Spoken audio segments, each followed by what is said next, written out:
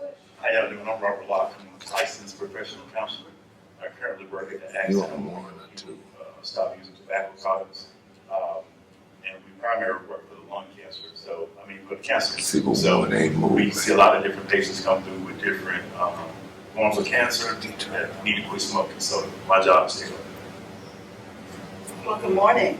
My name is Jimmy Wells, and I'm a long-time oncology nurse here within the Central Mississippi area.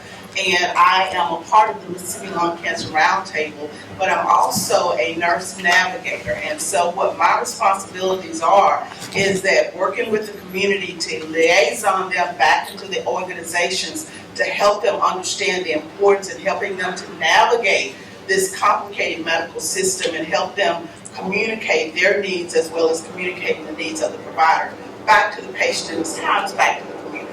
So I just kind of been around for a long time doing a lot of different things. And one of the things Jimmy didn't mention, and she's very humble, but with that Mississippi Lung Cancer Roundtable, we've got a lot of different committees and work groups who focus on different things.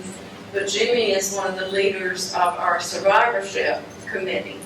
And so we are looking to find Black men who have been diagnosed with lung cancer who are willing to come and join that work group and help us better understand what you need and how you can in turn help others if you've been through that journey. So I'm Beth Dixon-Gaffney. I'm one of the founders of the Mississippi Lung Cancer Roundtable. I work with a nonprofit called Longevity. Sounds like longevity, but it's spelled L-U-N-G. So we advocate for people at risk of developing lung cancer, people who have experienced lung cancer and their caregivers. And obviously, I'm also a member of the Roundtable. It's our honor to be here. So I'm just interested, just one or two people, and it looks like we're ready to roll, but what made you come upstairs? Why this workshop? Anybody? Great. I'm really just curious about it because I have a friend of mine that he smokes like a train. And I'm really concerned about it. He's been doing it for years, but I just really concerned about it. And I don't know, that much about lung cancer. I don't know, people talk about secondhand smoke, and I'm around him quite often. And I just wonder that, am I affected by being around him? Because like I said, I don't know what's going on in his body. I wish he was here. Yeah. But, the thing is, I'm just curious about it. Well, I'm glad you're here today. So we won't touch on secondhand smoke a lot in this presentation, but we're happy to talk to you about that after. But two things. I used to smoke like a train. And the folks at the accident center where Mr. Locke worked helped me quit. So we'll make sure that you get one of his cards. Obviously, your friend has to be ready. I'm also going to send you home with a flyer that talks about lung cancer screening. Because if you are currently smoking, or if you used to smoke, you may need to get screened, just like y'all get prostate cancer screening, colorectal screening. There's a screening for lung cancer. So we'll talk about both of those things today. So I'm really glad you're here. All right, let's go. All right, get my notes together. And if your clicker works, that's awesome. Okay, do y'all mind if we sit down? Is that okay? Okay, perfect. Which one do I do? To your right, to progress forward to your presentation. Okay. And to my left? You go back. Okay. Oh, we must have a blank slide in there. All right, we're gonna do our best to stay on track. Okay, thank you so much. Ooh, you are wonderful. Thank you. Thank you. Okay, so again, we just did introductions. I'm Beth Dixon-Gaffney. I've already covered all of that. And today we're going to talk about some of the stark facts about lung cancer and in particular how it affects Black men in Mississippi today. And so what we're going to talk about is grounded in reality, but we also want to talk about the possibility. Because although things may look dire, we do have the ability to change these outcomes. So that's really important. All right, so the other thing that I think is important, and this was Jimmy's idea, I'm glad she brought it up, is when we start talking about words like equity and equality, I think it's helpful to make sure that we're all kind of on the same page in terms of what those words mean. So just really quickly, we wanted to agree on terminology. So we're using two different pictures or visuals from the Robert Wood Johnson Foundation. And they've been a leader in the health equity space for a lot of years now. And so a couple of years ago, they did a huge national survey showing graphics to say, are these graphics helpful in explaining the concepts of equity versus equality? And so they say, a picture is worth 1,000 words, and having the right picture really helps. So the difference between equity and equality can be really nuanced, and so we feel like this is really helpful. So if you look at over here on the left, that's equality, which is everybody gets the same thing. And I think about separate but equal is what it reminds me of, right? Everybody got the same bike, but not everybody needs the same bike, right? So then over here on the right is equity. And I know the text is really tiny, but equity is when everyone gets exactly what they need. And that means we have to understand the barriers, the circumstances, and the conditions. So we don't need to give all three people the same exact bike, which is equality. We need to have equity, which is making sure that you get the kind of bike you need. So this is just another version of that, and I thought this one was really helpful too. So this is kind of a stoplight with a curve, and again, over on the left, it's the same curve for everybody, regardless of whether or not it's right for them. But over here on the right, you can see it slopes down. Kind of hard to see, but you've got sound coming out. You've got beepers, so maybe if you're hard of hearing, it'll beep and tell you now it's safe to cross. So I thought those were really helpful for us to distinguish the difference between equality and equity. And then the other term we just wanted to talk about a little bit is health disparities. So these are, persistent gaps, and specifically today we're talking about lung cancer care. So there is good news, right? So there have been tons of advances in preventing lung cancer, in finding lung cancer early. That there didn't used to be a screening for lung cancer. That's relatively new, really kind of came about in 2013. And so because of all of that, also there are all of these new treatments. I know you've seen commercials on television.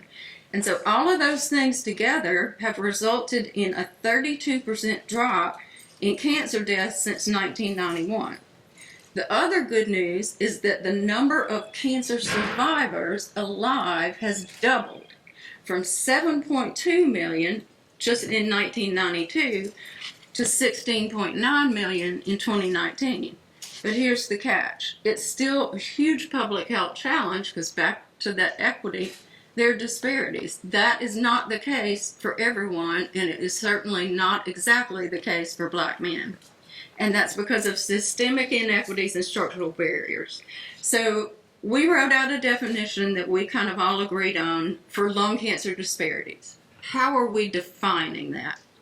So we said it's the adverse differences between population groups in various measures that are related to lung cancer, such as how many people are getting lung cancer, what stage lung cancer is diagnosed at, and my friend Jimmy is going to do a deeper dive into stages and why that matters, whether or not you can access treatment, whether or not you have a good outcome from your treatment, and whether or not you have a good survival outcome. So my friends are going to dip into that deeper. These disparities are not random, and in most cases they have nothing to do with genetics. They are absolutely caused by social, economic, and environmental factors that disadvantage certain groups of people, specifically for today, Black men. So, where we stand right now. I said we were going to have some stark reality before we got to the part about hope. So where we stand right now is we've got these systemic barriers. They're limiting the ability to find lung cancer early. They're limiting the ability to get life-saving surgery. And there are huge gaps in who has insurance and who doesn't. And so we know that's contributing to these disparities. And also, this is a nationwide statistic, but nearly 2/3 of the 25 million people in this country who don't have health insurance are people of color. And racial disparities in healthcare coverage is one of the key things that contributes to not getting the lung cancer care that you need. So there was a study that came out just at the end of July, and it showed nationally, now this was really interesting to me, so it showed nationally that disparity between how black people's outcomes were and white people's outcomes were, it had almost disappeared, right? So they were having all these announcements, like it's fixed. There's very few disparities between outcomes nationally when you average everything out across the United States in terms of lung cancer. But guess what? I started dipping into that study, and this, Dr. Jones is not here anymore. He came in and he came out. I started dipping into that study, and here's what I found. That's not the case for every single state and every single city, because guess what? What this means for black men in Mississippi is, although these racial gaps have kind of closed, place still matters. So lung cancer deaths for black men, yeah, they're getting better, but guess what?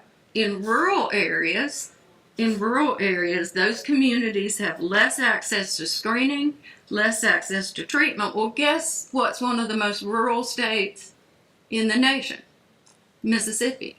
So even though it looks like it's a great glory picture all over the United States, it's still bad here. So it's important that we don't just look at a national study and say, well, we fixed that, check, let's move on. Yes, so this is my friend Dr. Robert Wynn. He's the head of the Cancer Center in Virginia, and I love him. He quotes rappers. He's just wonderful. Like, one of the things he talks about when he talks about disparities, and I'm going to misquote it, something terrible, but he said it's not about what we're lacking, it's about what we're packing. And what he meant was, don't focus on what we don't have, focus on what we're bringing to the table, focus on what we have the ability to change, which is a lot. But what he talks about, and this is kind of getting to that place piece, is he talks about the fact that where you live may matter more than your race or your genetics or anything else, because it's all really tied up closely. So again, I'm going to throw some statistics at you just real quick. About 79 out of 100,000 deaths are in rural areas versus 69 in cities.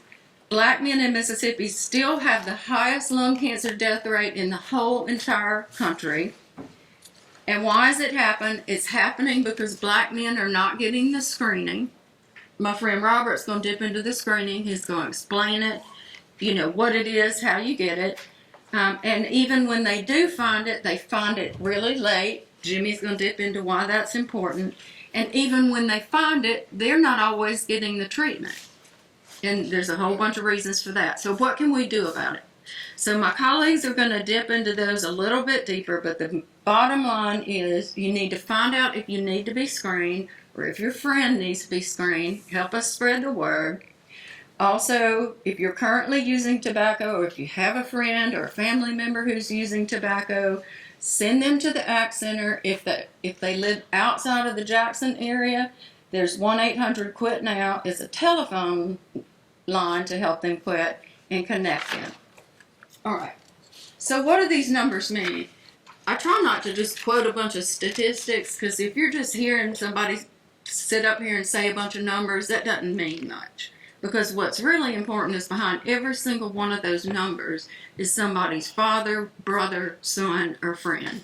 And we also know that these gaps don't happen by accident. Okay? So, it's time for some good news. I promised you some good news. If we get screened, and if we find lung cancer early, you're going to have much higher chances of survival. Screening works. Community outreach to tell people about screening works.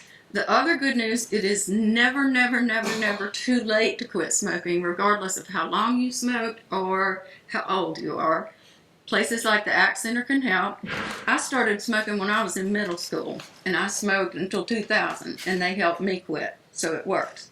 So with that, next slide, I'm going to turn it over to my friend Robert.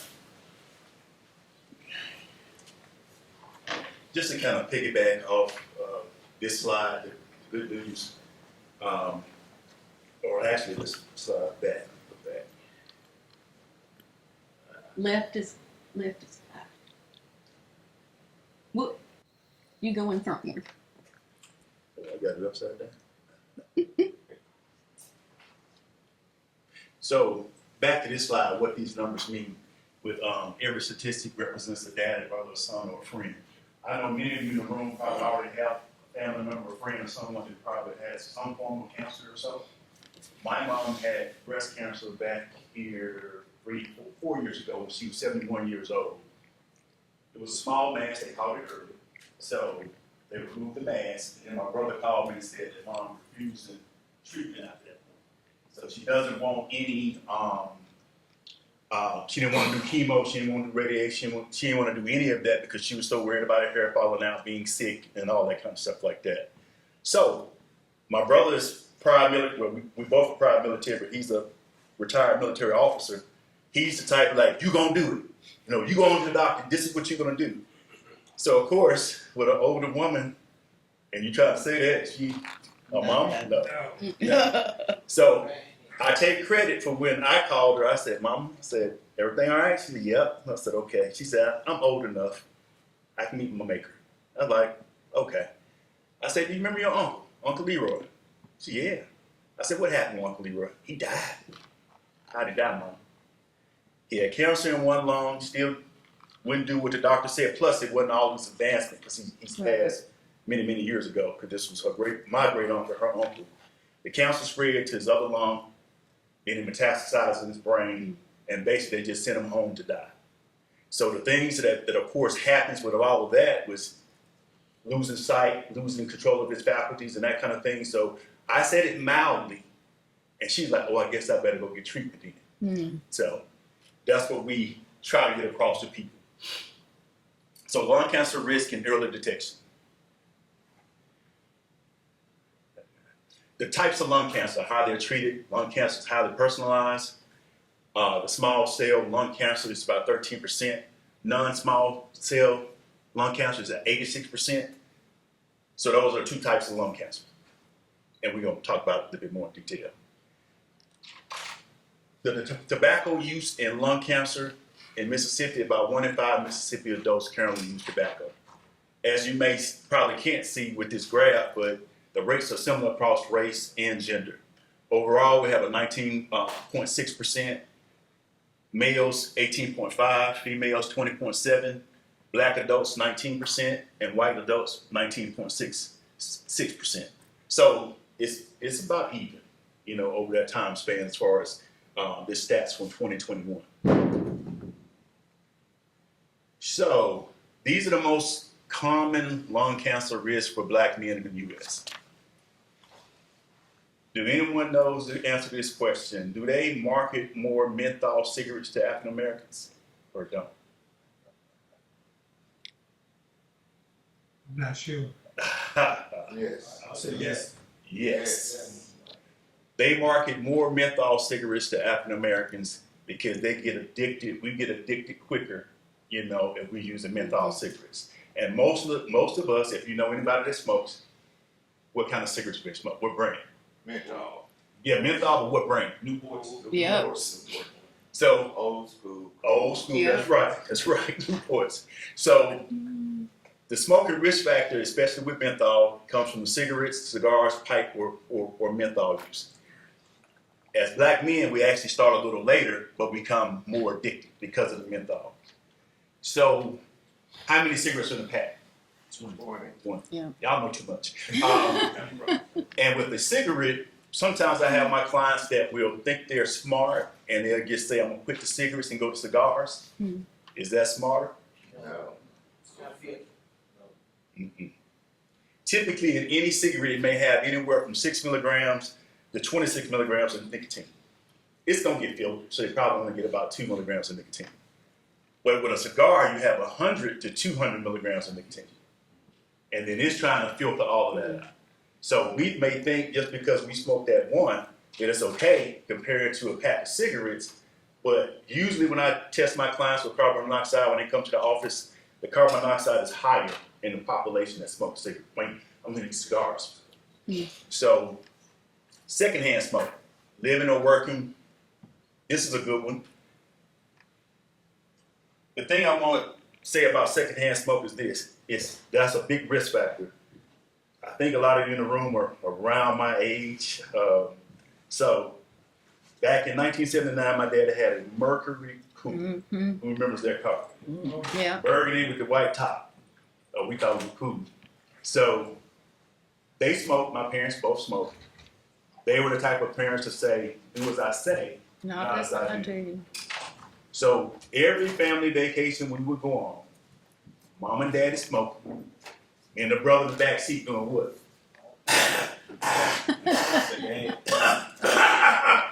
So if your parents were like my parents, they'd be irritated.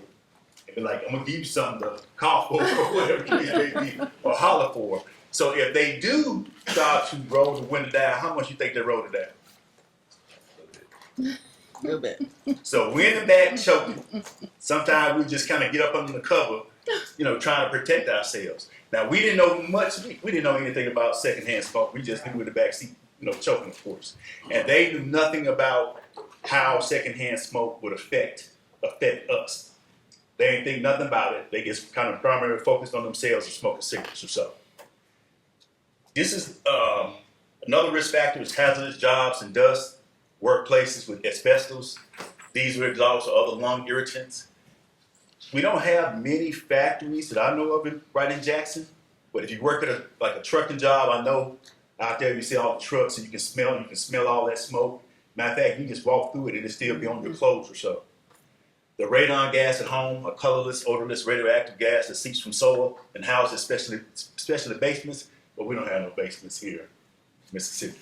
At least I don't think so. Well, we do have radon. Yeah, we have radon, but we don't have no basements.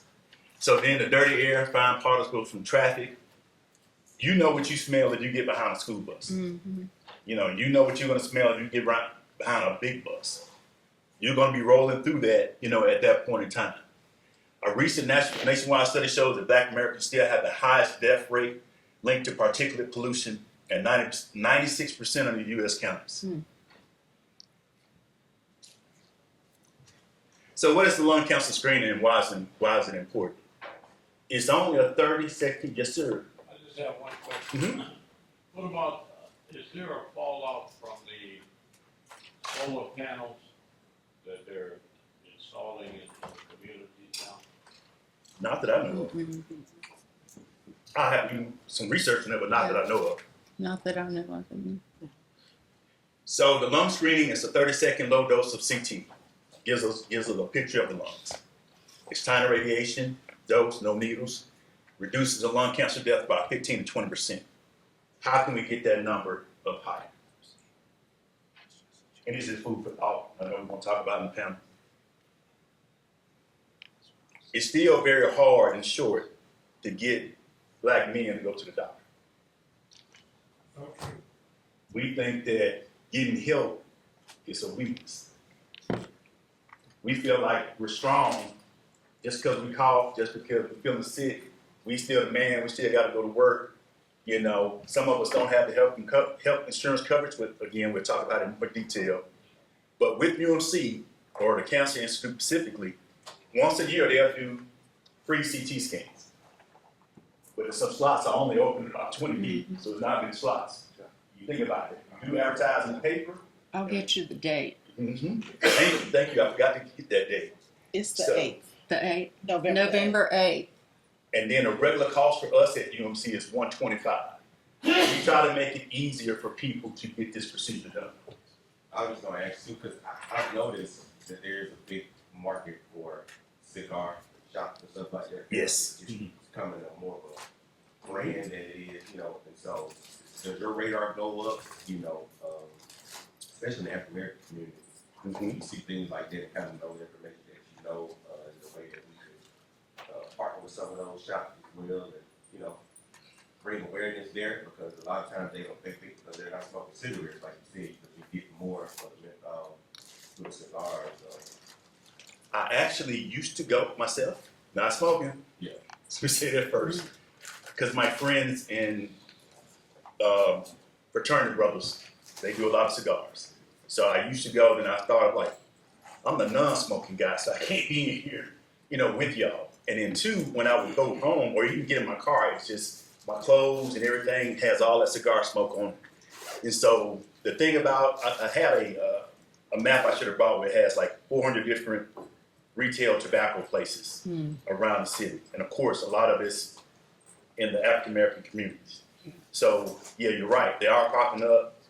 I don't know if it's a good place to try to get them to stop because they're making money off of this. It's a profit thing. Yeah. Yeah. So it's a profit thing. If you go into those shops and you talk about smoking cessation or doing these things, then you're cutting out their profit, which is one of the biggest issues that we have between profit margins with tobacco, cigarettes, or whatever it may be, and then trying to get this healthcare done. That can make a difference and ultimately cut down on their business revenue. Right. Yeah. Yeah, and I'm not saying, you know, stand outside the fence. What I'm saying is, for example, you have a connection with brothers that are there, Mm-hmm.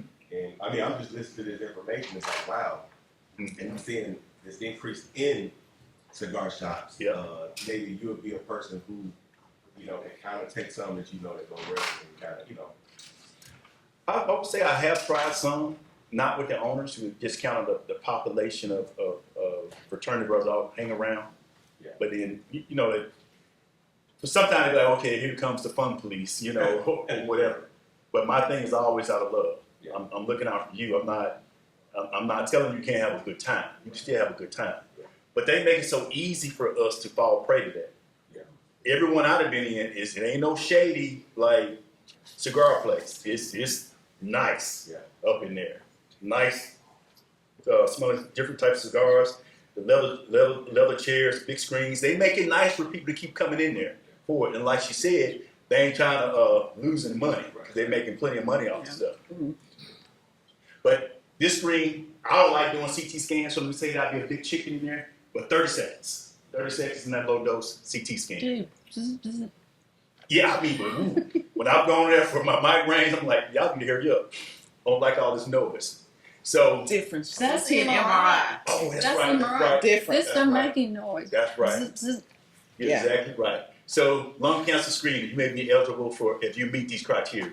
So, you already know, or most of us know, in the beginning of a person smoking, let's say a year, 2 year, 3 year, 4 year, nothing really happens. You know, there's not a lot of stats on somebody getting cancer or some form of illness in a year or two. Smoking generally gets people over the long haul. So it gives us that false sense of security because we're smoking. Or we have somebody that lived to be 90, they smoke, they're like, oh, my uncle lived to be 90, you know. But the majority of people that do smoke, something is going to happen. Something's going to develop for sure.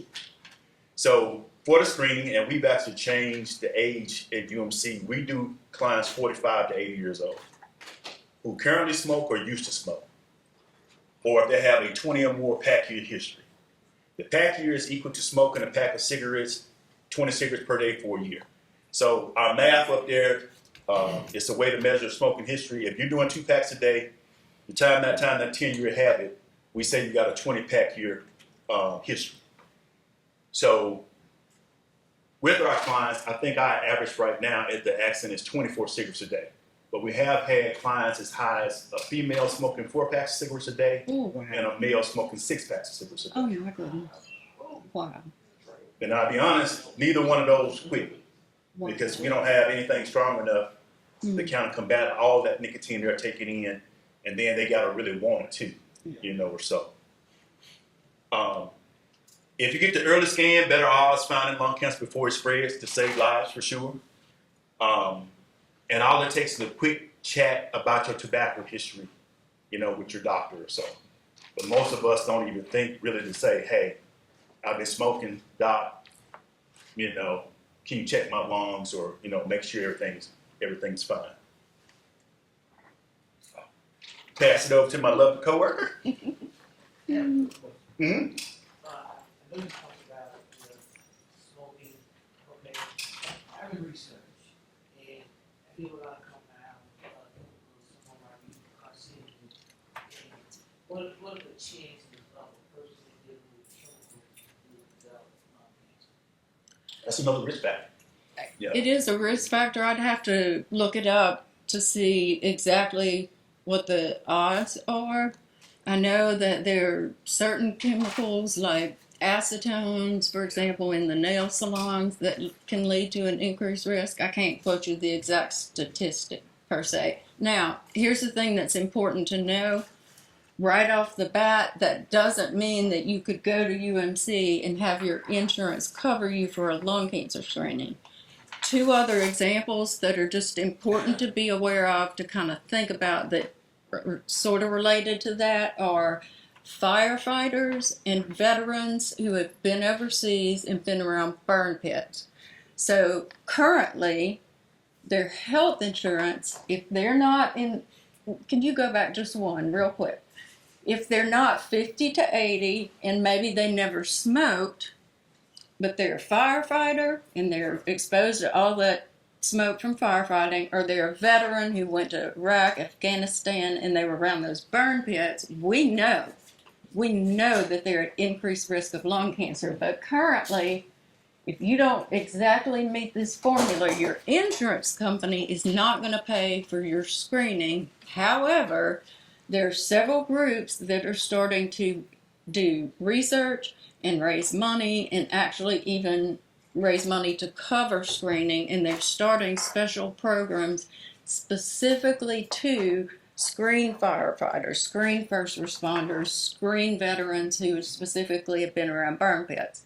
We're not doing that in Mississippi. This is taking place in big places like New York City, but I think it's a very good question. Yes. Well, I'm sorry, I have a question. Uh-huh. About the tobacco, like the non-smoking tobacco, like the chewing tobacco. What are the numbers look like in terms of potential lung cancer tobacco? The lung cancer risk is very minimal when it comes to that, but the oral cancer Yeah. has not Cancer in your increased. mouth and in your throat. Yeah. So you can't trade, like we have some of my clients would switch over to like those little pouches. No tobacco is safe, and that's the message we have to really teach our clients. The cigarettes, cigars, the little pouches, pipe. Yeah, we had our granddaddies had the pipe, and we know we could smell good when granddaddy was doing it, but none of that stuff is safe for you. So now, in the beginning, if they start cutting back or they change to something that they're not doing, like little pouches, I may say, okay, that's fine. We went from cigarettes to this, but we still got to stop that pouch as well. So no tobacco is safe. I love this, and to respond to your question about working around a lot of chemicals, that's a conversation that you need to have with your provider. Mm-hmm. If you have a concern, and this is one of the things in my role as a navigator, having you to be an advocate for yourself, because a lot of times you will fall outside of those standards. Right. A lot of times you may be a veteran or a firefighter or someone else has a concern that you work around chemicals. Right. So that's a conversation to have with your provider. And once you have that conversation, you be your own advocate and you say, you know what, I really want to be checked. Yes. And I will say this, a provider can document things in a way that you can get that approved by your insurance company.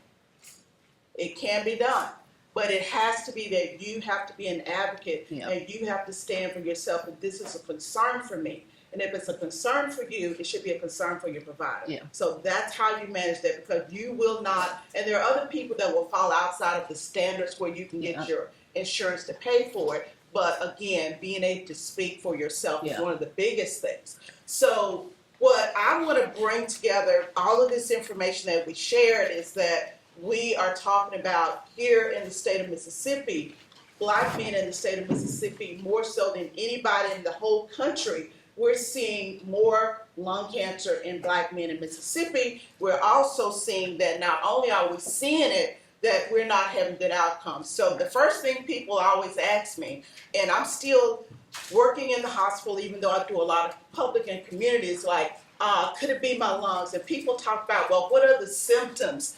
of lung cancer. And there's some things up here, and I know you can't see that. It says persistent cough, chest pain or pressure, shortness of breath or wheezing, coughing up blood, extreme fatigue, unplanned weight loss. Those are some symptoms, but guess what?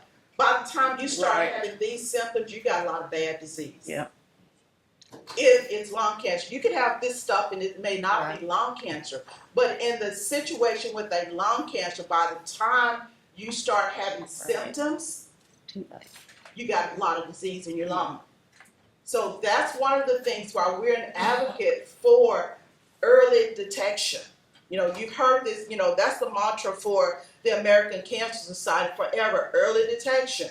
Because if we can find things when they're small, Right. before you start having these symptoms, then our chances of actually doing something with it, getting rid of it, actually people are being cured of lung cancer. I've been doing cancer nursing now, this is my 39th year. And I can tell you, when I started back in 1986, 87, it wasn't even a conversation. Right. You were told to go home and get your Right. affairs in order.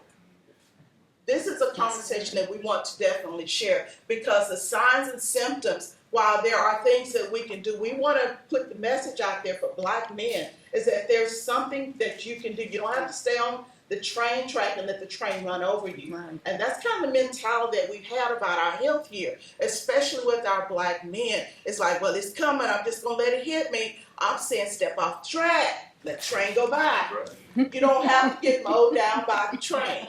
So we don't have to get to this point. So the thing is, catch it early, change the odds. Because if you catch it early, in one of the earlier slides that Robert had talked about, there were two basic types of lung cancer. There's small cell and non-small cell. Typically, when we are looking for lung cancer early, if we can find it when it's in one small spot, that's everything. That is everything, because when we can find it there, then we will have a survival rate that over 65% of people that find it early when it's in one little spot, 65% of those people are still alive 5 years or longer, and we're looking way past 5 years now. So that has changed again. When I first started, 6 months. Yeah. 6 months. How many? Now, my husband is a Western fan. He loves Westerns. He can watch them all day long. Everybody remember John Wayne? He died from lung cancer, and all these old school dudes died from lung cancer because on those old TV shows you saw them smoking all the time. And with all of their money, they were gone within 6 months after their diagnosis. But that is a different picture nowadays. If we utilize the technology and the resources. The reality is that if we don't find it early, if we are in one of those situations where you start having symptoms and you find it where it spreads more than one spot, then we only have a 10% survival of 5 or more years. So there's a huge difference. Yes, sir. I just wanted to make a comment. I noticed you talked about firefighters and whatnot, but first responders Yeah. as a whole. Yes. You were. I'm a retired police officer. We responded to multiple emergencies. You're correct. Each year in Washington, D.C., they have police week that honor those that have lost their lives. I was in Washington, D.C. in 2020. The city of New York, as they called off the name of all of those first responders that had died as a result of diseases and Yes. contracted from 9/11, took 90 minutes Yes. to read each name off. And, I looked at the devastation that, hey, a few years later, everybody, the event is over. But those long-term consequences, Right. took those lives, and some are still dying every day. Right. So You're what I right. would take from that is that the more we learn every day. Yeah. We're learning. So now, as Beth said, we now know that our first responders, Right. our firefighters, our police Right. officers, you are put in situations that over a long period of time.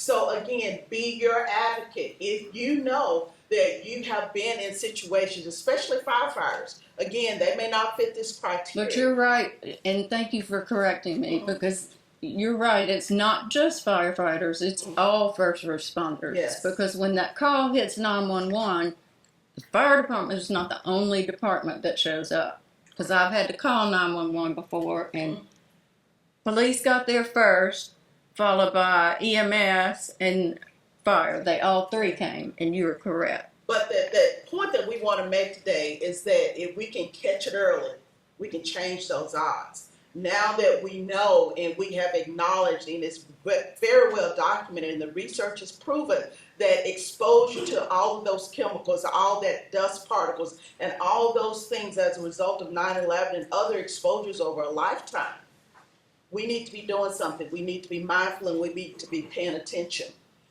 The other thing to share, and I know you can't see those numbers, but if you can see those lines when you talk about what is different, and these are Mississippi numbers. We're not talking about what's going on in the rest of the country. We're talking about purely Mississippi numbers. So when you look at early detection between white individuals and black individuals within the state of Mississippi, that top line is white individuals. So we see that they are they're being diagnosed early. Remember, being diagnosed early, you get better outcomes. Right. You can actually possibly potentially cure lung cancer. We're falling behind in Mississippi for black men. For surgical treatments, a lot of people, if you find it early, when it's in one spot, you can go to surgery just like you do with breast cancer. When you have one nodule, you were talking about your mom, you can do surgery and get rid of it and just do some follow-up stuff. You can do that for lung cancer if you find it early. Looking at those bars. And for white Mississippians, they are getting it done more often. That's because they're getting diagnosed earlier. Right. So we're seeing this repetitively. And those that actually don't even get treatment. Now, this is an overall problem for the state of Mississippi. But again, black men are still, unfortunately, leading the way. That you get the diagnosis, I'm just going to go home and keep working and keep doing whatever it is I do, rather than seeking the outcomes of the treatments. And this is just another point that y'all touched on that I had experience with. My godmom actually had breast cancer, and she was actually diagnosed in 2020. And I remember part of the hardest part was the proximity of where she would need to go just to get Right. Yes. Yes. And it's already hard enough to get our people to go Right. to the doctor, and if they got to drive like an hour, 2 hours to go to the doctor, Right. they're just going to say forget it. Yeah. Right. Because you tie into the economics of, you tie into that it's taking me away from what other responsibilities that I have. Right. But I will say that, especially as a part of the Lung Cancer Roundtable, that we're going to invite all of you to attend, is that we know within our state, there are pockets where we got all this great care, but if you live 3 hours away and you have to come down, how can we get that done? And I am here to tell you as a navigator, there are resources that we can do that. We can get people to come. If you got an appointment tomorrow, we can get you to come to Jackson today and find somewhere for you to stay overnight. And gas card. And gas cards to reimburse you for gas. So there are resources here. And so what we're saying for men and women, that if it just so happens to be that you have to come 2 or 3 hours away, don't just walk away and say, I can't do it. Just dig a little deeper and ask, because there are lots of things that are out there. Yeah, and I also like to add too, a lot of insurance companies are going more to a managed care model. And so a lot of times you just think the insurance pays for those things, but no, they also have setups to where they have social workers on staff, they have nurses on staff, and they have transportation Yes. for their members. But if you don't know it, then you won't know what to ask for. Exactly. You have to ask.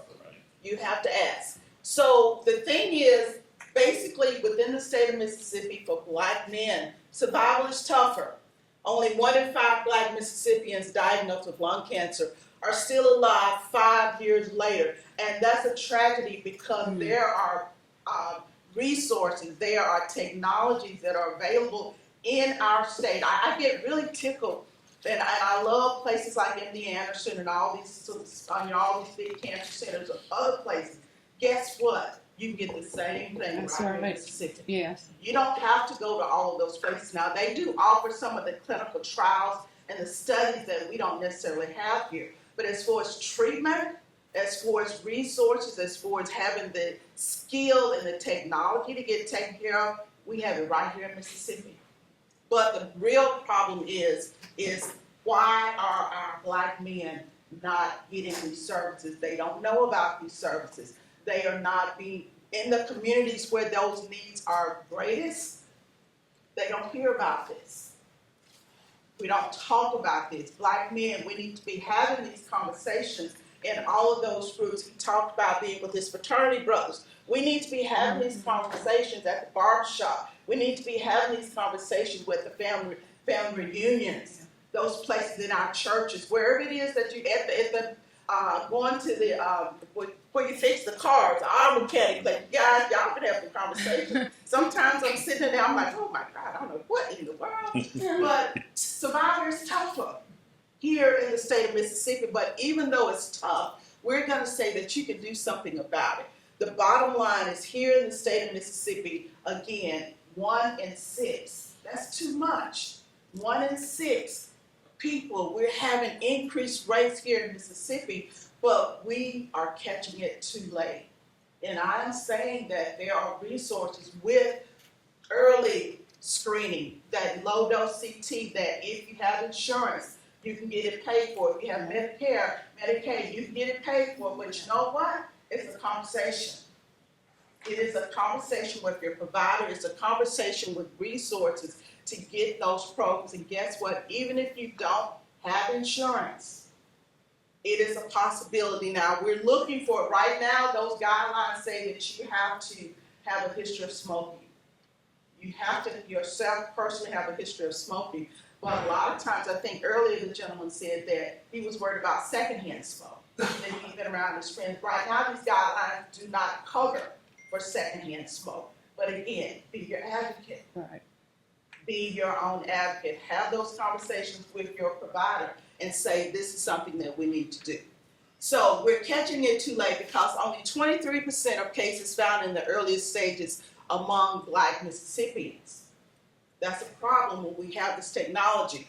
It's happening, though, in 29% of white Mississippians. That number is still low. We need to do better there, too. But particularly with our Black men, we're not doing well. So if we can find it early before it's spread, then we have an increased life expectancy. And guess what? This is saying 5 years, but there's another slide further down. We have a lot of long-term survivors of lung cancer. Now, this is a busy slide. So first of all, the first thing to take home from here is early detection is the key. Yeah. Early detection is the key. The way we're doing it is with low-dose CT of the lungs. Now, it's not a one-and-done kind of thing. You know how women get mammograms every year? This screening is a yearly screening. Right. Every year. And most places that offer those screenings, they will send you a reminder. If you get it done one time, they're going to reach out. Mm-hmm. They're going to reach out to you. They're going to say, it's time for your screening. We want to reschedule. UMC does offer the free screening. It's coming up. The date that they're going to be offering the screening is November the 8th. They will be starting publicity really, really soon about signing up to get one of those slots absolutely free. All you got to do is meet criteria of having a history of smoking, being between the ages of 50 to 80. 45. 45. 45. UMC. Now, UMC is a little bit different. They're a research center. If you go anywhere else, they're going to do 50. UMC is allowing it at 45. November the 8th. So be looking for that advertisement from UMC that they're going to be offering that. But the thing is, the key things, if you're smoking, stop. If you're not smoking, don't start. Talk to family and friends about not starting and definitely stopping. But the other thing is, if we can't get it diagnosed early and you happen to be diagnosed with cancer, I will say that from a provider or from a clinical standpoint, the options that we have now are mind-blowing. They're mind-blowing. I'm not going to even read this slide to you, but what I want to say is that clinical trials remain a crucial way to access cutting-edge treatment because guess what? We have that here in Mississippi. We have wonderful, wonderful surgeons here, especially here in the central Mississippi area, that if we find that lung cancer early, they can go in and take it out and not take out the whole side of the body. Hey, Jimmy, Yes. anybody who wants this slide deck, if you'll come down to our table after and give us your email, we'll email it to Yeah. them. And that way you'll have the slides and the talking points. Yeah, and the thing that's up here though is that with lung cancer, if you're diagnosed with lung cancer, we now have such new technology. The technology, the research that has happened, there's this whole new world that's opened up. You know, everybody knows about chemotherapy. Everybody knows about it. Everybody's kind of like, oh my God, my hair is gonna come out. You know, for some guys, it's not such an issue. But for some it is, for men and women. You know, it's gonna make me feel bad. Yeah, we still have traditional chemo, but there's this whole new world that's opened up, and it's called biotherapy. So what traditional chemotherapy does, it just kind of gets out there, and I'm gonna stop because we want to allow time for questions. Traditional chemo just kills anything that's growing fast. It doesn't know if this cell or bad cell. It just does what it does. This new therapy, these biotherapeutic drugs, we kind of took a step back and said, you know what? There's some basic physiology behind what cancer needs to grow. There's some stuff going on that makes the cancer develop. There's some stuff going on that supports that. There's some stuff that goes on that keeps it growing. And guess what this biotherapy has done? They went and found out, what does this cancer need to keep growing? What is happening in my body that supports that process? And through all of that, this slide is saying we found some stuff. We found some stuff, some DNA on the tumor that if we find for lung cancer, there's a certain thing that pops up with lung cancer. It's like fertilizer. And if this stuff is present, that means this is going to be something that I can develop a drug against that fertilizer. Mm-hmm. So we now have drugs that are so specific to the things that are unique about lung cancer that we never had before. Right. And guess what? These drugs are not traditional chemo. They don't make hair come out. They don't make you throw up. They don't make your blood count bad. They don't do any of that. So it's a whole new world out there. So not only with drug therapy, how we diagnose it, how we can tell whether or not we're doing well or not. Young lady said to come by our table. Who's out? Right here. Us. Oh. The table will be out there. I'll come down right Down here. Downstairs. Downstairs in the We're kind of the table in the back. lung cancer round table. Longevity, Lungevity. Where the vendors are in that main area where the registration table is, we're behind the registration table, kind of in that to the left of the registration table along the wall. Longevity is what And we've we're got on. handouts and flyers about screening. Okay. So please come down there. So the bottom line is that we have all this wonderful technology, which means nothing if it's not getting to our people. It means nothing if we're not reaching out like men in the state of Mississippi. While we're saying to you is that you may not remember all of this information, but what we want you to leave here with is that we want you to leave here is that if we get the word out, if we let people know no matter where you live in the state of Mississippi, if you contact us, if you get a member of the Mississippi Lung Cancer Roundtable, we can help you find those resources. We can help you navigate those things. We can help you have those conversations with your insurance company. Because a lot of people don't even know to ask. They don't know to ask that, yeah, they'll provide transportation. They will reimburse you for some things. They will cover certain things. And then you also need to know what they won't cover as well. But too few get the best treatments. Too many get no treatments. A lot of times because people are still remembering what it used to be. Right. They just walk away and do nothing.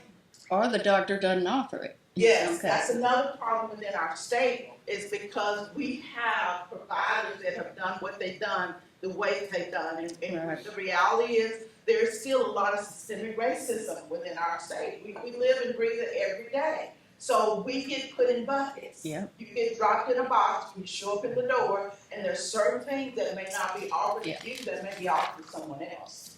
That's a reality. So we have to arm ourselves, we have to teach ourselves, but we have to also teach our brothers. We have to share this information. We have to be motivated enough, not only to help ourselves, but to reach out to everyone else as well. So we're going to start with some questions. We got about 10 minutes.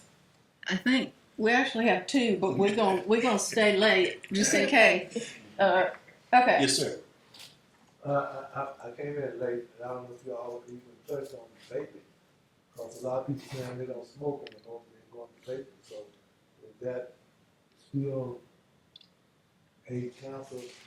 So we don't actually have enough research yet to be able to say with confidence how much it might be associated with cancer. We have a lot of suspicions, but we don't have definitive research. This gentleman is a researcher, so he may know of some that we don't have. Back to my question, do you all move around here discussing outside of Jackson, their area? Yes. Yes. I'm from Yes. Mississippi, I'm from the Delta.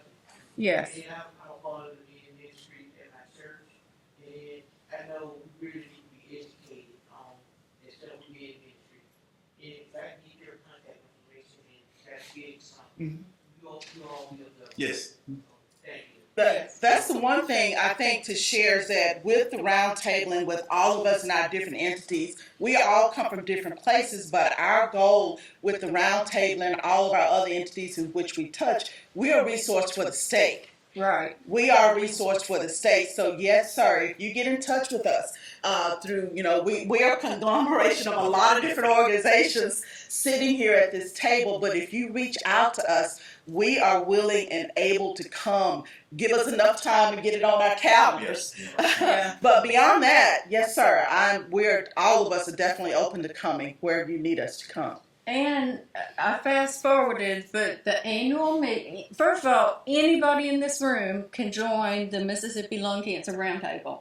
It's for survivors, it's for healthcare providers, it's for community members, it's for caregivers, it's for families.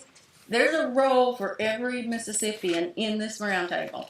Our annual meeting is November 7th and 8th. You do need to register. Because kind of like this event, we only got so many chicken dinners. So I've got flyers downstairs on how to join the roundtable. You can also scan the QR code, but we would love to have more folks from the Delta area be active members. And there's work groups. Like, we don't just join to play. Like, we got a work group on helping people quit. We got a work group on survivors. We got a work group on treatment. We got lots of different work groups, and you can pick which work group you want to be on. I'll back up. That's how to join it. We really have dipped into a lot of this. Like, why do these disparities exist? I think we talked about a lot of these during our talk. What can we do to address them? We didn't touch on this much. Like, okay, we've talked about how bad it is. What is the roundtable doing to fix it, and how can we address these disparities? Jimmy and Robert, anything up here that we didn't touch on? The one thing that the navigation piece of it and the education piece, and that's my foreground, my strong suit is helping people to navigate this information, having them to have a platform to get this information and then figure out what can you do based on where you live. Remember that slide that said our outcomes are based on race, but a lot of it is based on place, where you live. A lot of that is where you live. So getting with the roundtable, getting with one of us to find that information so that you can find out about what's out there, how can we support you, how we can support your community, how we can support Black men as far as basically changing these outcomes, because the evidence is there, the research is there, and the clinical evidence of making better outcomes is there, but we got to get our folks to the table. We got to bring our Black men to the table, let them know about these resources, and get them plugged in. Get them plugged in and get them to buy in that this is something that's beneficial for them. And that's actually another question, and these were kind of submitted to us in advance, but what is the roundtable doing to partner with community organizations, and what can community organizations and individuals do to help? And Jimmy kind of touched on that. So, I mean, again, barbershops, churches, Greek organizations, taking this information and helping us disseminate it. Because to Jimmy's point, yes, we will come to the Delta, but we can't be everywhere in all places. We need to help make sure we get you trained up too, so you can then be trusted messengers. Because the other thing is, I want to come to the Delta. I love the Delta. I will come. But sometimes when you see this face, I don't always come across as a trusted source of information. I mean, right? Even I'm a female. I'm white. I'm from Jackson. So if I roll up at the church in the Delta, they may not see me as a trusted source of information. And that's all right, right? So we need to think about who's bringing that message. But one thing with that is, you can touch one person. Yes. Right. Right. But the one thing I will also say is just historically, the language that we use, how we approach people, how we, the thing called health literacy. Health literacy, terminology, the words that we use, how we talk to people, how we approach people.